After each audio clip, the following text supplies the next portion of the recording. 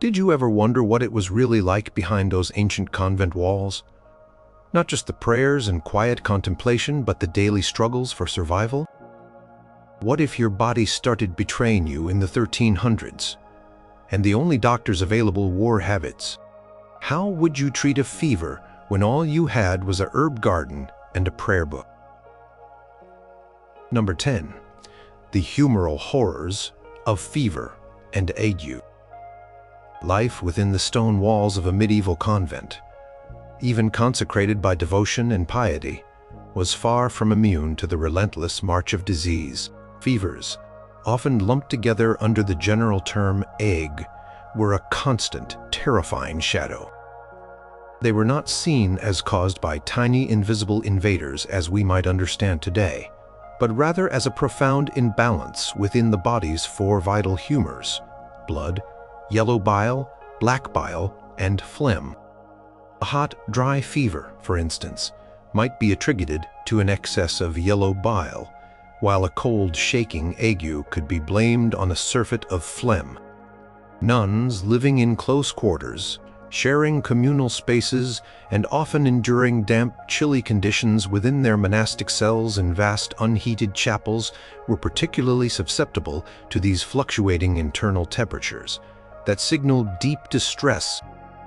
The symptoms were unmistakable: the sudden chill that gripped the body, making teeth chatter uncontrollably, followed by an inferno of heat that left the skin flushed and dry, the pulse racing like a frightened rabbit. There was often a profound weariness, a deep ache in the bones, and a mind clouded by a hazy confusion that made even the simplest prayers seem impossible. For a nun, whose life was rigorously structured around prayer and service, such incapacitation was a spiritual as well as physical burden, a constant reminder of the body's fragility even when the spirit sought to transcend it. The infirmarian, a sister usually designated to care for the sick, would carefully observe these signs, noting the color of the patient's urine, the texture of their skin, and the nature of their sweat, all clues in the complex humoral puzzle. Records from the infirmary at Sion Abbey, a large Brigittine convent in England, indicate a persistent struggle with seasonal fevers, particularly after periods of heavy rain or during the cold winter months when the dampness seemed to seep into everything. Treatments for fever were as varied and intricate as the medieval understanding of the body itself, all aimed at restoring that delicate humoral equilibrium. One primary method involved the carefully controlled removal of the offending humor, often through bloodletting. A skilled practitioner, perhaps a visiting physician or a particularly experienced infirmarian, would open a vein, usually in the arm, to let out what was believed to be the excess heated blood contributing to the fever. The amount of blood removed was not arbitrary.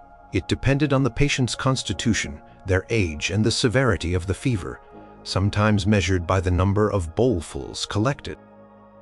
This practice, deeply rooted in the ancient medical theories of Galen, was considered a cornerstone of treatment for many acute conditions, including fevers. Another common approach centered on purging, using strong laxatives or emetics to clear the digestive tract, which was believed to be a repository for corrupt humors. An infusion of bitter herbs such as hellebore or scammony might be administered, causing violent vomiting or diarrhea, a distressing but accepted part of the healing process. The goal was to literally expel the badness from the body, allowing the good humors to reassert their dominance. Beyond the more aggressive interventions, gentler remedies were employed to soothe the symptoms and encourage a return to balance. Cooling draughts made from herbs like violet borage or willow bark were frequently given to reduce the internal heat. Willow bark, recognized for its bitter taste, was particularly prized and was often steeped in wine or water, then strained and drunk by the patient. The infirmarian might also prepare poultices or compresses soaked in cool water or infused with cooling herbs, which would be applied to the forehead or wrists, offering some physical relief from the burning sensation of a high fever. Dietary adjustments were also crucial.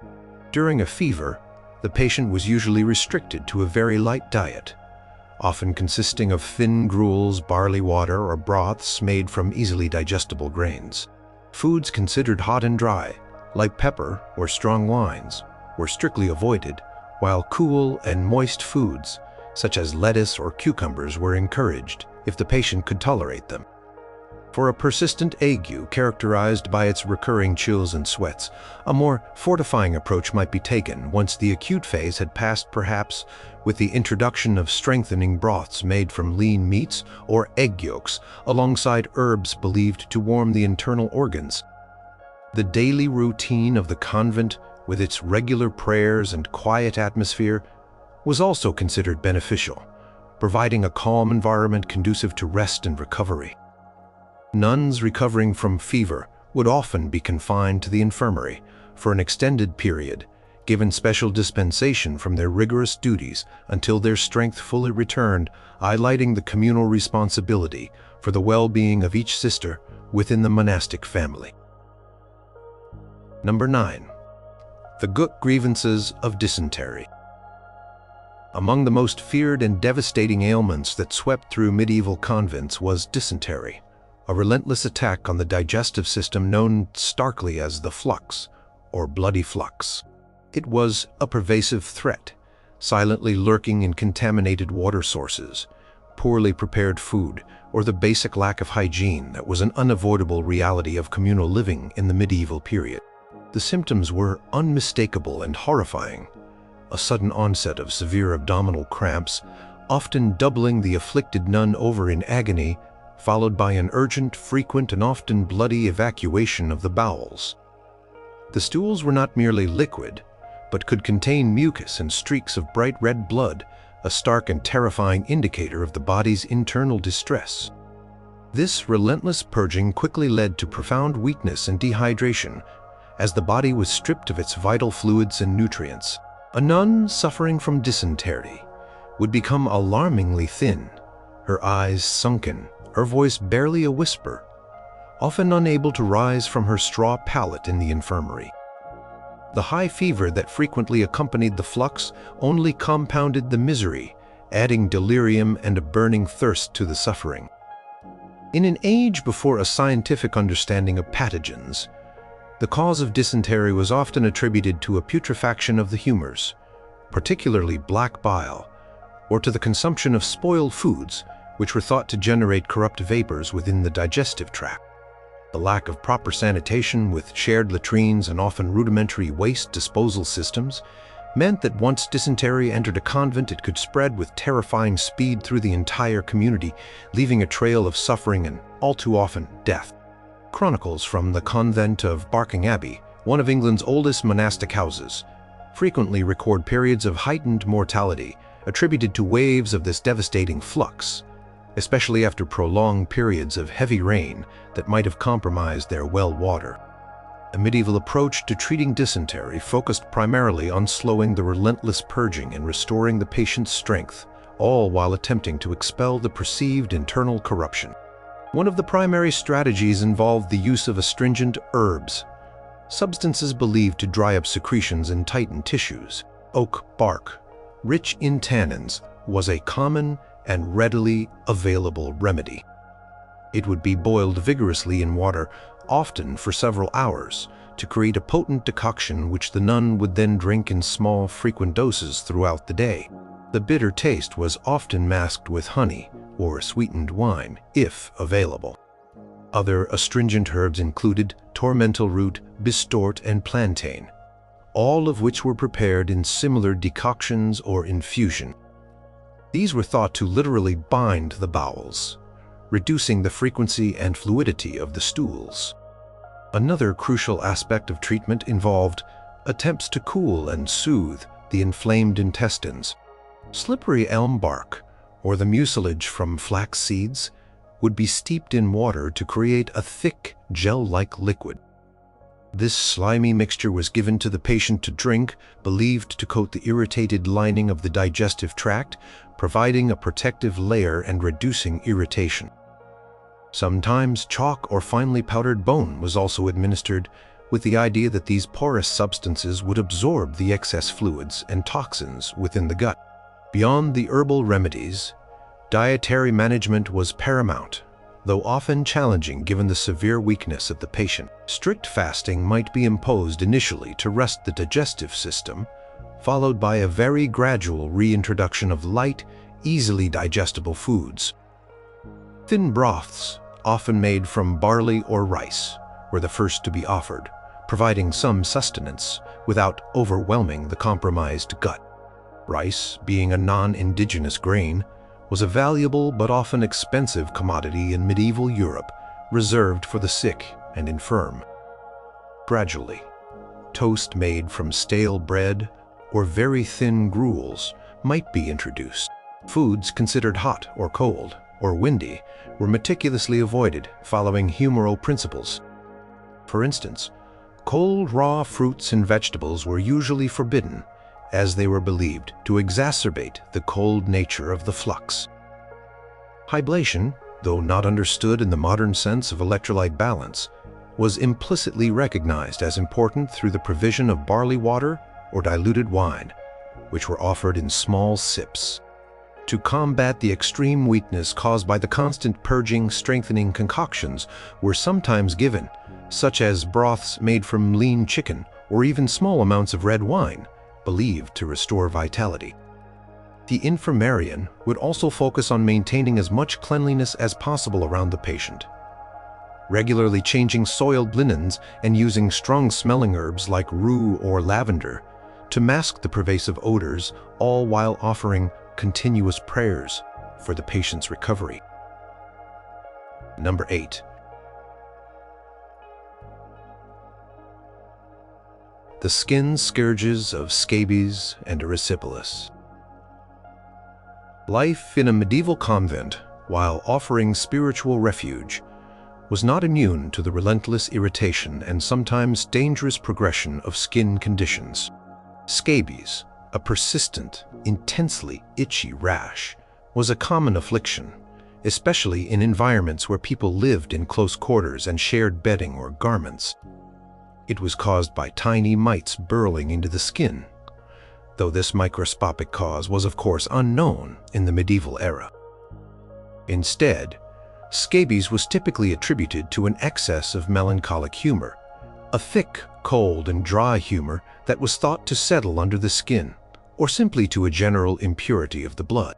The symptoms were unmistakable: an unbearable itching, particularly at night, which could drive a nun to distraction, making sleep impossible and disrupting her prayers. Small red bumps and thin winding burrows would appear, most commonly in the folds of the skin between the fingers and toes, around the wrists, and in the armpits. Constant scratching led to broken skin, which could then become infected, turning the harmless mites into a gateway for more serious bacterial invaders. Erysipelas, on the other hand, was a far more acute and potentially life-threatening skin infection. Known colloquially as St. Anthony's fire, due to its fiery red appearance and burning sensation, it was characterized by a rapidly spreading, intensely red, raised rash with a distinct border, often accompanied by fever, chills, and profound malaise. This condition was usually attributed to an excess of choleric humor, hot and dry humor, which was believed to rush to the surface of the skin, causing the inflammation and heat. The face and legs were common sites for erysipelas, and if left untreated, the infection could spread to deeper tissues or even the bloodstream, proving fatal. Both conditions presented significant challenges in a convent setting, where the maintenance of communal harmony and individual well-being was paramount. The medieval treatments for scabies were primarily aimed at suffocating the presumed humors or worms believed to cause the itch and at cleansing the skin. One of the most common and effective remedies involved the application of sulfur. The infirmarian would often mix sulfur powder with rendered animal fat or olive oil to create a thick, pungent ointment. This ointment would then be diligently rubbed into the affected areas of the skin, often covering the entire body in severe cases. The nun would typically be instructed to wear old, loose-fitting garments over the application and to refrain from washing the treated areas for several days, allowing the sulfur to do its work. The strong smell and greasy texture of the ointment were unpleasant, but the relief from the incessant itching was a powerful motivator. Other topical applications included ointments made from mercury, though its toxic properties were not fully understood, or preparations containing hellebore, another potent herb. For internal purification, mild purgatives or cleansing herbal teas, such as those made from burdock root or nettle, might be administered to cleanse the blood and expel the supposed internal impurities, contributing to the skin condition. The emphasis was also placed on strict hygiene, as much as possible within the medieval context. Affected clothing and bedding would be boiled or washed in hot lye water and then aired in the sun, a practice that coincidentally helped to kill any lingering mites. Erysipelas, being a more serious and rapidly progressing condition, demanded more urgent and often more aggressive interventions. Primary aim was to cool the fiery inflammation and reduce the hot humors contributing to the infection. Cold compresses, often soaked in water infused with cooling herbs like plantain, mallow, or rose petals, were applied directly to the affected skin. These poultices were changed frequently to maintain their cool temperature and absorb the heat. Bloodletting was also a common treatment for erysipelas, as it was believed to reduce the excess of hot blood and choleric humor that was causing the inflammation. The location of the bleeding point was sometimes chosen in relation to the affected area, or from a general vein in the arm. Internally cooling and soothing drinks were administered. Barley water, often flavored with violets or borage, was given to quench thirst and reduce internal heat. Diaphoretic herbs, which were believed to promote sweating, such as elderflower or chamomile, might also be given in warm infusions, as sweating was seen as a way to expel the excess humors. Topical applications for erysipelas also sometimes involved the use of lead-based ointments or compresses, as lead was believed to possess cooling and astringent properties, though its long-term toxicity was unknown. For persistent or severe cases, the infirmarian might apply a thick poultice made from bread soaked in milk and honey, or from various herbs believed to draw out the inflammation and infection, such as comfrey or marshmallow. Spiritual remedies were also highly valued. Prayers to Saint Anthony were common, and relics, if available, might be brought to the bedside of the afflicted nun, reflecting the deep intertwining of faith and healing in the medieval mind. Number 7. The bony bites of arthritis and rheumatism. The chill and damp of medieval convents, coupled with a life of strenuous manual labor and often repetitive movements, made nuns particularly vulnerable to the persistent, gnawing pains of arthritis and rheumatism. These conditions, often collectively referred to as gout or rheums, from the Greek rheuma, meaning flow, referring to the belief that bad humors flowed through the body, settling in the joints, were not seen as degenerative joint diseases in the modern sense.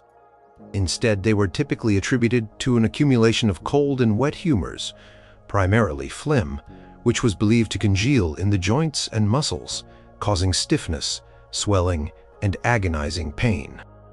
The daily routine of monastic life, including hours spent kneeling on cold stone floors during prayer, tending to extensive convent gardens, or engaging in various crafts like spinning and weaving, placed immense strain on the body, exacerbating these conditions. A nun suffering from rheumatism might find her fingers so stiff and swollen that holding a quill for copying manuscripts became an excruciating task, or her knees so painful that rising from prayer was an agony. The pain was often described as a deep ache, a dull throb, or a sharp shooting sensation that could vary with the weather, becoming noticeably worse in cold, damp conditions, which medieval wisdom readily linked to the nature of the offending humors. Swelling was common, sometimes accompanied by redness and warmth in the affected joints, further confirming the imbalance of bodily fluids. These chronic conditions were not usually life-threatening, but they could severely diminish a nun's quality of life and her ability to participate fully in the rigorous monastic schedule, leading to significant personal suffering and a constant struggle against physical limitation. Treatments for arthritis and rheumatism in medieval convents were primarily focused on warming and drying the affected areas to disperse the cold, wet humors believed to be causing the problem. Topical applications were a cornerstone of therapy. Warming poultices were frequently prepared, often using herbs known for their stimulating or heating properties. Mustard seeds, ground into a powder and mixed with warm water or vinegar, would create a potent, irritating poultice that would be applied to the painful joint. The intense heat and redness it produced were seen as evidence that the cold and rheumatic humors were being drawn out and dispersed. Other common ingredients for warming poultices included ginger, horseradish, or hyssop, all prepared similarly. These were typically applied for a specific duration, often until the skin began to redden significantly, and then removed to prevent blistering. Another popular remedy involved the use of heated compresses, or cloths, sometimes soaked in warm herbal infusions, and then tightly bound around the affected joint to provide continuous warmth and promote circulation, which was believed to help move the stagnant humors. Beyond poultices, liniments, and ointments were also extensively used. These were typically made by infusing warming herbs like rosemary, thyme, or lavender in oil or animal fat, then slowly heating and straining the mixture to create a therapeutic balm.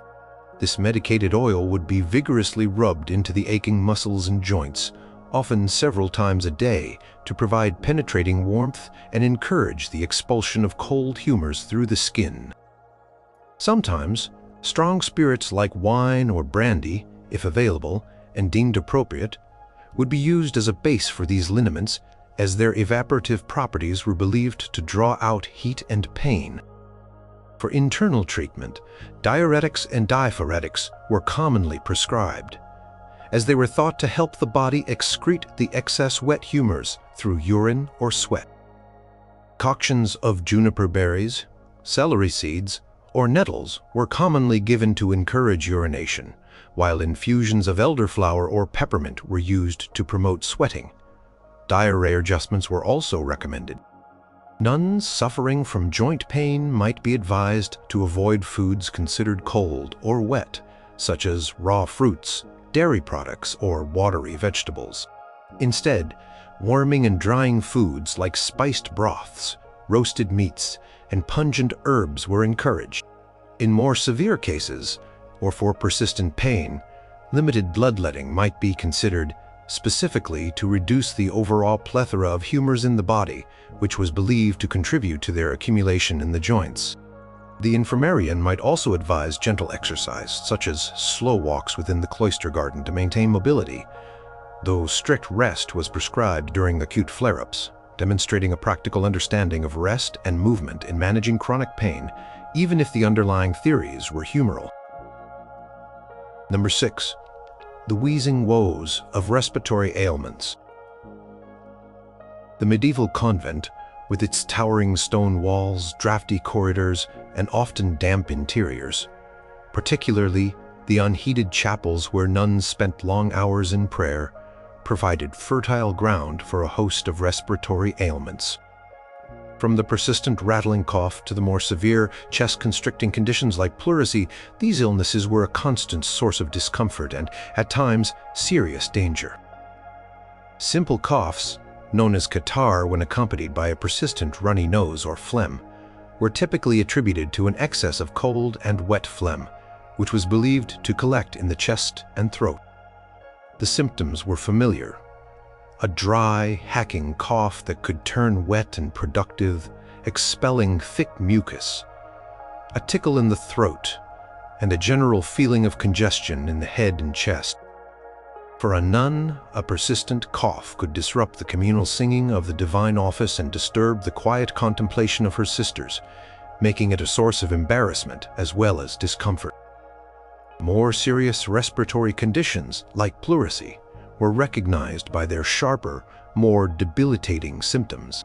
A nun suffering from pleurisy would experience a severe stabbing pain in her chest, often made worse by breathing deeply or coughing. This pain was sometimes so intense that it restricted her movements and made lying down difficult. A high fever, shortness of breath, and a rapid shallow pulse often accompanied the chest pain, indicating a profound internal struggle.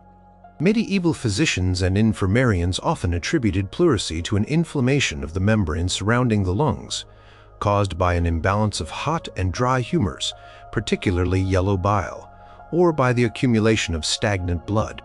The damp, cold environment of the convent, often exacerbated by smoky fires or poor ventilation, only served to worsen these respiratory complaints, making them a recurring challenge for the health and well-being of the monastic community. The medieval treatments for respiratory ailments were primarily aimed at loosening the phlegm, soothing irritation, and addressing the humoral imbalances believed to be at the root of the condition. And for common coughs and catarrh, expectorant herbs were widely used.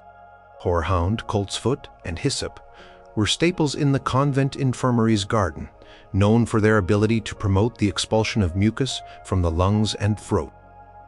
These herbs would typically be prepared as warm infusions or decoctions, sometimes sweetened with honey, which was also valued for its soothing properties.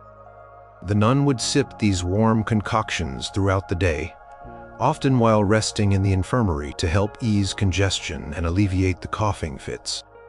Inhaling the vapors from boiling water infused with aromatic herbs like eucalyptus or thyme was also a common practice, believed to open the airways and loosen phlegm.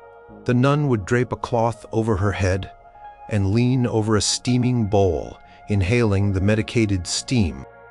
For a dry, irritating cough, demulcent herbs, which were believed to soothe inflamed mucous membranes, were employed.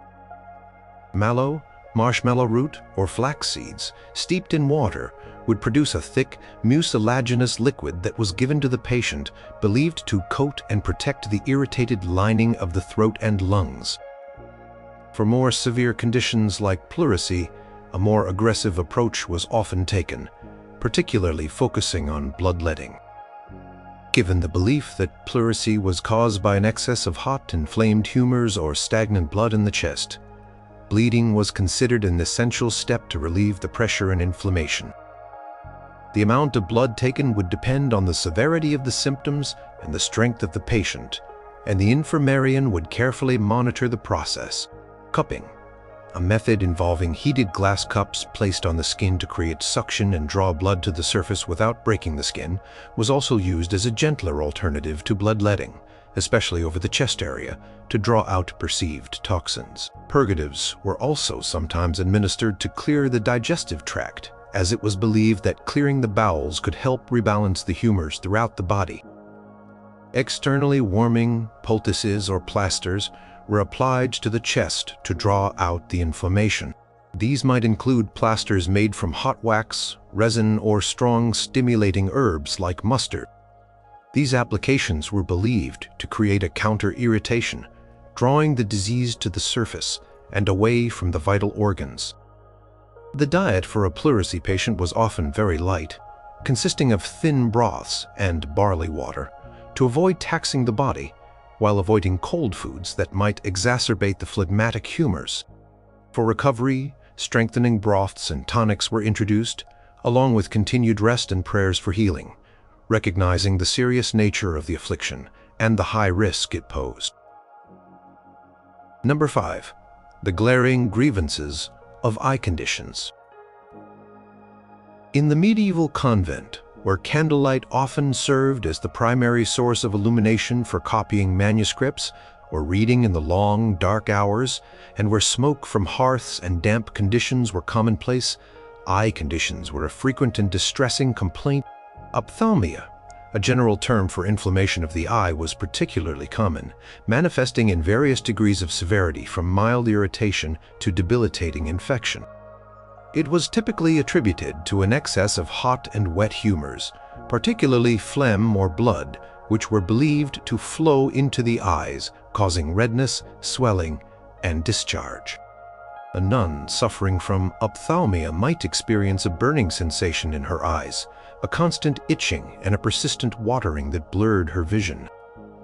Her eyelids could become swollen and red, sometimes crusted with discharge, making it difficult to open them in the morning. The eyes themselves might appear bloodshot and inflamed, highly sensitive to light, a significant challenge for someone whose daily life revolved around reading prayer books and illuminating texts in dim light. Irritation was not just physical, it could interfere with spiritual duties, making reading impossible and adding to the general discomfort of monastic life. While not usually fatal, severe eye infections could lead to temporary blindness or even permanent damage if left untreated, greatly impacting a nun's ability to participate fully in her community. Prevalence of shared wash basins, lack of proper hygiene, and airborne irritants like smoke from kitchen fires or poorly vented braziers in the cells only served to exacerbate these conditions, ensuring they were a recurring issue within the convent walls. The medieval treatments for eye conditions were varied, often focusing on cooling the inflammation, cleansing the eye, and drawing out the offending humors. Eye washes were a primary method, often prepared from herbs known for their cooling and astringent properties. Rose water, distilled from rose petals, was a highly prized and commonly used eye wash, valued for its gentle, soothing effect. It was believed to reduce redness and inflammation, and was often applied several times a day using a clean linen cloth or cotton wool. Other herbal infusions included those made from eyebright, self-heal, or chamomile. These herbs would be steeped in warm water, strained thoroughly to remove any particulate matter, and then allowed to cool before being used to gently bathe the affected eyes. The emphasis was always on cleanliness, though true sterility was impossible to achieve in medieval times, so great care was taken to ensure the liquid was free of impurities. Poultices were also applied to the eyelids and surrounding areas, particularly for more severe swelling or irritation. These might be made from mashed raw vegetables like cucumber or potato, believed to possess cooling properties, or from bread soaked in milk or rosewater to draw out inflammation and provide comfort. Compresses soaked in cold water or vinegar were also frequently applied to the forehead and temples, especially if the eye inflammation was accompanied by headache or a feeling of heat in the head, as this was thought to draw away the excess hot humors from the eyes. Dietary adjustments were also considered important. Foods believed to be hot or sharp, such as onions, garlic, or strong spices, were often restricted, as they were thought to increase the flow of irritating humors to the eyes.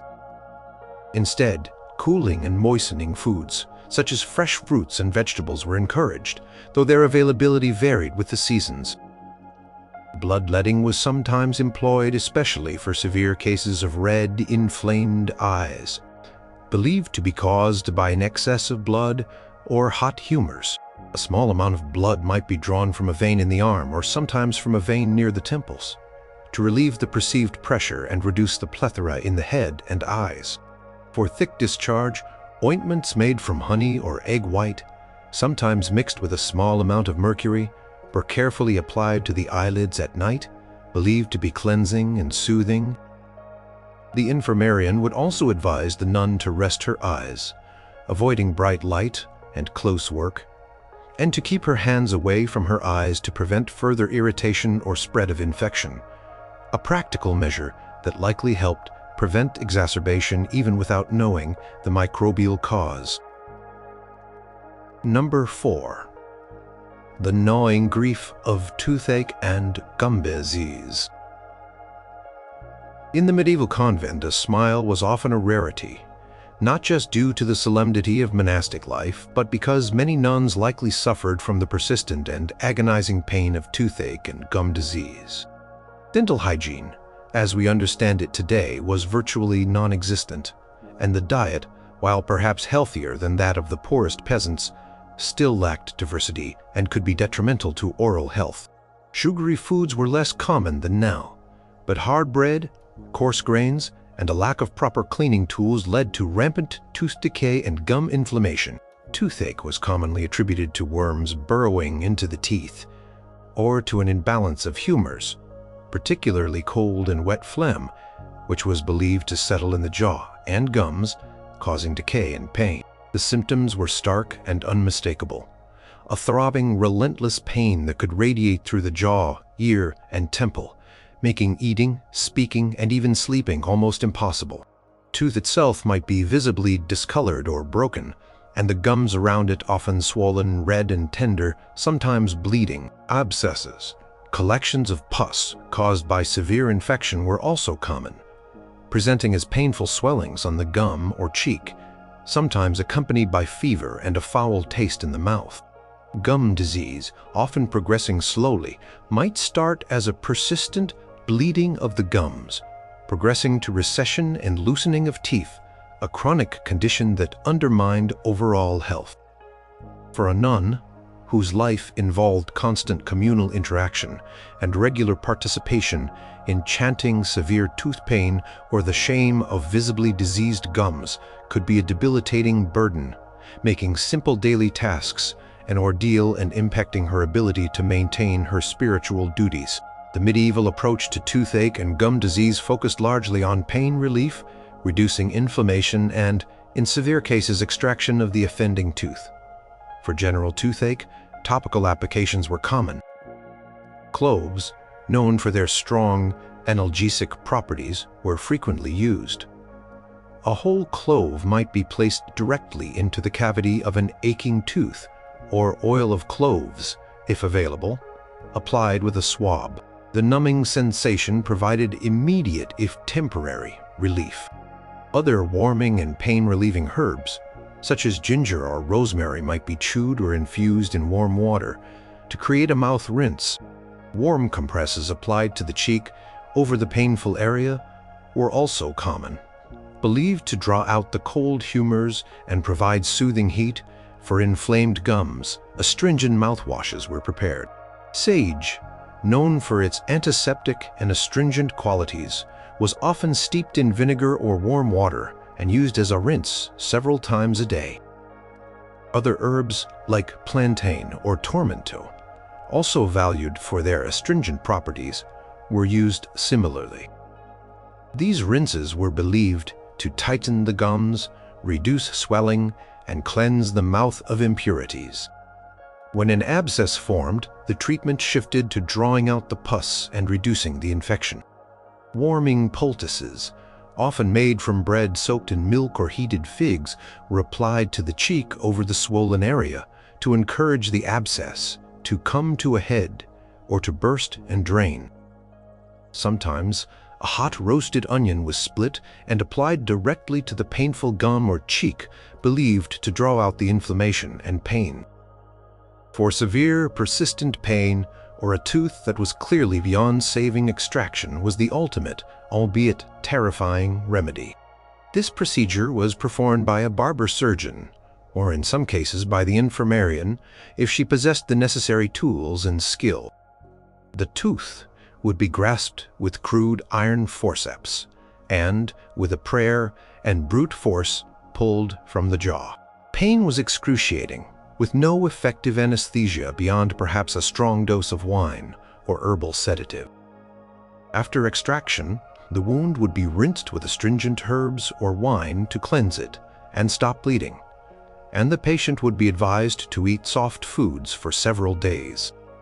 For overall oral hygiene, medieval texts occasionally mention rudimentary tooth powders made from crushed herbs like rosemary or mint, mixed with salt or powdered charcoal, used with a rough cloth or the finger to rub the teeth. These were more for freshening the breath and some superficial cleansing rather than effective prevention of decay, but they represented an effort to combat the pervasive problem of oral pain in an age without modern dentistry. Number 3. The hunger hues of malnutrition and deficiency diseases. Despite being part of established institutions with access to resources, medieval convents were not entirely immune to the specter of malnutrition and deficiency diseases, especially given the strict dietary rules and seasonal variations in food availability. Lent and other periods of fasting imposed significant restrictions, often limiting meat, dairy and eggs, which could lead to nutritional shortfalls if not carefully managed. Scurvy, a debilitating disease caused by a severe lack of victuat, etc., was a silent threat, was not understood as a vitamin deficiency in the medieval period, but was often attributed to a corruption of the humors or the consumption of cold and moist foods. The symptoms were insidious, starting with a general lethargy and weakness that might be dismissed as spiritual weariness. Gradually, however, more alarming signs would appear: gums that bled easily, becoming swollen, spongy, and purplish, loose teeth that eventually fell out, and small, pinpoint hemorrhages under the skin, often appearing in the legs. Older bruises would reappear, and new ones would form with minimal trauma. Wounds, even minor ones, would fail to heal properly, and old scars might even reopen. A nun suffering from scurvy would become increasingly frail, her skin pale and waxy, her movements stiff and painful due to bleeding into muscles and joints. Rickets, caused by a deficiency in victuat, often due to lack of sunlight or poor diet, also affected some, particularly those who spent most of their lives indoors or had restricted diets, leading to soft and deformed bones, though it was less dramatically acute than scurvy. The medieval treatments for malnutrition and deficiency diseases, though lacking a scientific understanding of vitamins, often serendipitously involved foods that contained the missing nutrients. For scurvy, the key was the introduction of fresh green plant matter, particularly those rich in victuat, etc., which were often considered hot or cleansing herbs, inadvertently addressing the deficiency. Scurvy grass, aptly named, was highly prized and recognized for its restorative properties. It would be prepared as a fresh infusion or decoction, or sometimes consumed raw if the nun could manage. Other readily available green vegetables and wild greens such as nettles, watercress, and sorrel were also vital. These would be incorporated into broths, pottages, or eaten fresh if available and appropriate to the monastic diet. Citrus, fruits such as oranges and lemons were known to be effective, but their availability in Northern Europe was limited, making them a rare and expensive commodity, often reserved for the very wealthy or specific medicinal preparations. Apples and other fresh fruits, when in season, were also encouraged for their cleansing properties. The infirmarian would also attempt to fortify the nun's diet with nutrient-dense foods permissible during the non-Lenten periods, such as broths made from lean meats, eggs, and certain fish believed to restore strength and good humors. For rickets or any general weakness attributed to poor nourishment, the focus was on improving the overall quality of the humors and providing strengthening foods. Sunlight, though its role in vitnite production was unknown, was implicitly valued for its general health benefits.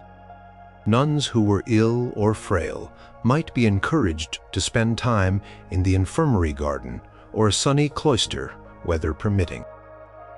Dietary interventions for general debility included rich, nourishing broths made from bones and meat, often infused with strengthening herbs like rosemary or borage. Egg yolks, full-fat milk, and butter, when permitted outside of strict fasting periods, were considered highly restorative and warm foods that could build up the body's substance. For bone health, some medieval physicians prescribed powdered oyster shells or other calcified materials, believing they would literally contribute to the strength of the bones, a practical, if unscientific, approach to calcium supplementation. Herbal tonics, made from roots like burdock or dandelion, were also given to cleanse and strengthen the blood, thereby improving overall vitality. The convent's infirmary often maintained small plots of medicinal herbs and sometimes even kept chickens or other small livestock specifically for the use of the sick, ensuring a limited supply of these vital nutrients even when the general monastic diet was austere. Careful attention to the nutritional needs of the sick, even without modern understanding, demonstrated a pragmatic approach to healing within the constraints of medieval knowledge and resources. Number 2. The troubled tummy of gastrointestinal issues. Life in a medieval convent, with its often simple, repetitive diet, periods of strict fasting, and variable quality of water, frequently led to a host of uncomfortable gastrointestinal issues. Indigestion, known often as crudeness or dyspepsia, and chronic constipation were common complaints among nuns. Indigestion was typically attributed to a failure of the stomach to properly cook or digest food, often due to an excess of cold and wet phlegm, which was believed to dampen the stomach's natural heat. The symptoms were familiar and bothersome: a feeling of fullness and bloating after meals, heartburn or a burning sensation in the chest, belching, nausea, and a general sense of abdominal discomfort. For a nun, such persistent discomfort could distract her from prayer and make communal meals a central part of monastic life, a source of dread. Constipation, a more chronic and debilitating problem, was also widespread. It was often attributed to an excess of dry and cold humors, particularly black bile, which was believed to lead to a sluggishness of the bowels or a lack of sufficient moisture within the gut. The symptoms were a distressing lack of regular bowel movements, often accompanied by straining hard and difficult-to-pass stools, abdominal pain, and a feeling of incomplete evacuation. Chronic constipation could lead to a buildup of toxins which medieval physicians believed would then spread throughout the body, causing other ailments. The monastic diet, often heavy on coarse grains, bread, and legumes, and sometimes lacking in fresh fruits and vegetables, coupled with limited physical activity, for some could exacerbate these digestive complaints, making them a pervasive challenge for the health and comfort of the monastic community. The medieval treatments for indigestion were primarily aimed at stimulating the digestive heat and expelling the excess phlegm or other offending humors. Warming and carminative herbs, those that helped to dispel gas and ease digestion, were frequently employed. Ginger, peppermint, fennel, and caraway seeds were common remedies, often brewed into strong hot infusions that the nun would sip after meals. These herbs were believed to stimulate the stomach's natural digestive fire, helping to break down food more effectively and reduce bloating. A small amount of strong, warm wine, if permitted, might also be given for its stimulating properties. For heartburn, demulcent herbs that coated and soothed the irritated lining of the esophagus were used. Slippery elm bark, licorice root, or marshmallow root, prepared as a gelatinous infusion, would be administered to provide relief from the burning sensation. Sometimes, a small amount of chalk or finely powdered oyster shells was given, believed to absorb excess acidity, a practical if unscientific approach to antacids. Dietary adjustments were also key. Nuns suffering from indigestion might be advised to eat smaller, more frequent meals, and to avoid foods considered cold, wet, or difficult to digest, such as raw vegetables, cheese, or rich fatty meats.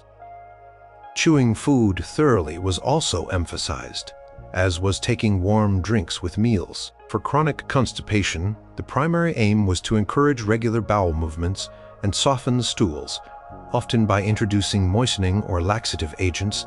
Mild laxative herbs were common. Senna leaves, rhubarb root, or cascara were brewed into decoctions, often with honey to improve the taste and add a soothing element.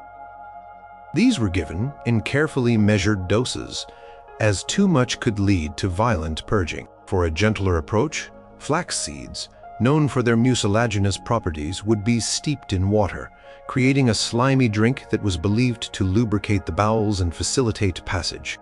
Figs, prunes, and other dried fruits, if available, were also highly valued for their natural laxative properties, and were often eaten as part of the daily diet or specifically prescribed for constipation.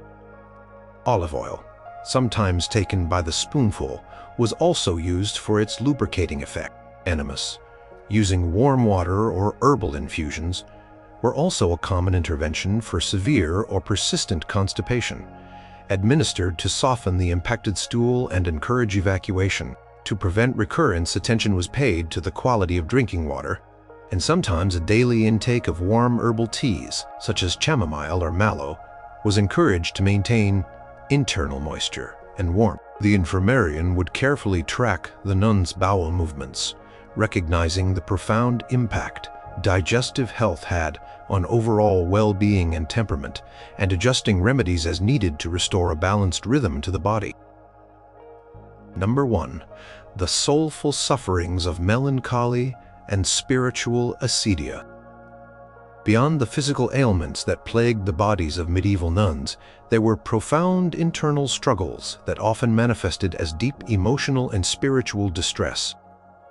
Melancholy, a pervasive condition recognized and widely discussed in medieval medicine, was believed to be caused by an excess of black bile, a cold and dry humor, which was thought to cloud the mind and dampen the spirit. Symptoms were a haunting and debilitating sadness that went beyond mere grief, a profound sense of despair, hopelessness, and often a lack of interest in previously enjoyed activities, including prayer and communal life. A nun suffering from melancholy might withdraw from her sisters, spending hours in solitude, her eyes downcast, her movements slow and heavy. She might experience persistent sleeplessness, or conversely, excessive sleepiness, loss of appetite, and a general weariness that no amount of rest could alleviate. Her thoughts might become fixated on dark themes, on her own perceived unworthiness, or on the futility of her spiritual endeavors. This condition was not merely a physical imbalance. It was intimately intertwined with the spiritual life of the convent. Acedia, or spiritual sloth, was a particularly insidious form of this internal suffering for nuns, considered one of the 8 deadly thoughts, which later evolved into the 7 deadly sins. It was a profound spiritual weariness, a boredom with prayer, a sense of aimlessness, and a lack of joy in religious devotion. While not solely a medical condition, acedia often accompanied the physical symptoms of melancholy, making it difficult for the nun to fulfill her monastic vows or find solace in her faith. The long, repetitive hours of prayer, the strict routine, the enforced silence, and the isolation from the outside world, while intended for spiritual growth, could paradoxically become breeding grounds for these internal struggles for some individuals. Monastic texts, such as the Rule of Saint Benedict, frequently mention the importance of diligence and joy in prayer, implicitly acknowledging the very real challenge of spiritual despondency. The infirmarian or the abbess would recognize these symptoms not just as a weakness of faith, but as a genuine affliction requiring compassionate care and specific interventions. Cards from the contemplative Cistercian convents sometimes note cases of nuns experiencing profound spiritual dryness or afflictions of the spirit, which strongly align with medieval descriptions of melancholy and acedia. The medieval treatments for melancholy and acedia were a complex blend of physical remedies, dietary adjustments, and spiritual interventions reflecting the holistic view of the human person. For the physical manifestation of melancholy, the primary goal was to warm and moisten the cold, dry, black bile and to restore a sense of balance to the humors. Warming herbal teas were frequently prescribed, often made from borage, balm, or chamomile, which were believed to uplift the spirits and soothe the nervous system. Wine, particularly red wine, if allowed by the convent's rules, was sometimes given in small, measured doses, believed to warm the melancholic humor and lift the spirits. Aromatic baths, infused with warming herbs like rosemary, thyme, or lavender, were also encouraged, as the pleasant scents and warm water were believed to penetrate the body, dispelling the cold humors and invigorating the senses. Poultices or compresses applied to the stomach or head, often infused with warming oils, were also used to draw out the coldness. Dietary changes were paramount. Nuns suffering from melancholy were advised to avoid cold and dry foods like lentils, hard cheese, or stale bread. Instead, they were encouraged to eat nourishing, warming, and moistening foods. Rich broths, succulent meats, fresh eggs, sweet fruits, and soft, easily digestible grains. Spices like cinnamon, nutmeg, and ginger were added to foods for their warming and comforting properties. Beyond the physical, the spiritual dimension was addressed with equal vigor. Acedia was often combated through a careful re-engagement with spiritual duties and communal life, but with compassion rather than strictness. The abbess, or wise spiritual director, might suggest a temporary change in routine, a lighter workload, or more opportunities for conversation and companionship with other sisters to break the cycle of isolation. Reading edifying texts, especially those that spoke of joy and hope, was encouraged. Manual labor, such as gardening or needlework, was also seen as a therapeutic tool, providing a sense of purpose and combating idleness, which was believed to exacerbate acedia. For nuns struggling with profound spiritual despondency, private confession and spiritual direction were crucial, allowing them to voice their inner torment and receive guidance. Prayers to specific saints known for their resilience, or those who overcame despair, were also common. In some convents, music and communal singing were encouraged as a means of uplifting the spirits and combating the oppressive silence that could deepen melancholy.